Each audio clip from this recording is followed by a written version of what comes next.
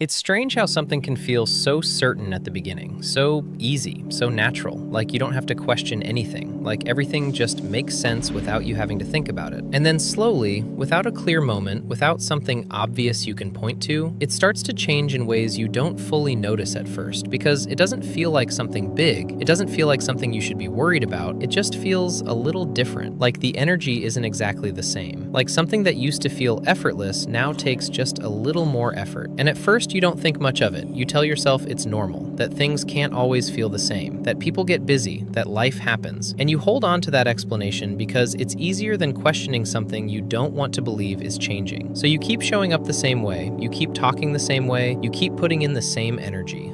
Trying to bring back the energy that used to be there naturally. Like if you just do enough things right, it'll go back to how it was. But no matter what you do, it doesn't feel the same. And that's what makes it confusing, because you're doing more but getting less. You're trying harder but feeling more distance. And that imbalance doesn't make sense to you. So you start questioning yourself instead of questioning the situation. You start wondering if you did something wrong, if you changed in a way you didn't notice, if you said something that caused this shift. And those thoughts stay with you. They don't go away. They sit in the back of your mind every time something feels off, every time a message feels shorter than it should, every time you feel like you're the one putting in more effort. And instead of seeing it for what it is, you turn it inward. You start thinking, maybe you're expecting too much. Maybe you're being too sensitive. Maybe you're overthinking everything. And that doubt starts affecting how you act, because now you hesitate before saying things. You hesitate before expressing how you feel. You hold back instead of speaking up because you don't want to make things worse. You don't want to push them further away, so you choose silence over honesty, hoping that things will fix themselves without you having to address it. But that silence doesn't fix anything. It just builds up over time. It turns into something heavier, something harder to ignore, because now you're not just dealing with what's happening, you're also dealing with everything you're not saying, everything you're keeping to yourself, everything you're trying to understand on your own. And that's where the emotional weight really starts to build, because you're carrying all of it by yourself. You're the one thinking about it, the one feeling it, the one trying to figure it out, while they seem normal, while they seem unaffected, while they're not questioning things the way you are. And that contrast makes it even harder, because it makes you feel like you're the only one noticing the change, like you're the only one affected by it. And that feeling can be isolating, because it makes you doubt your own perspective.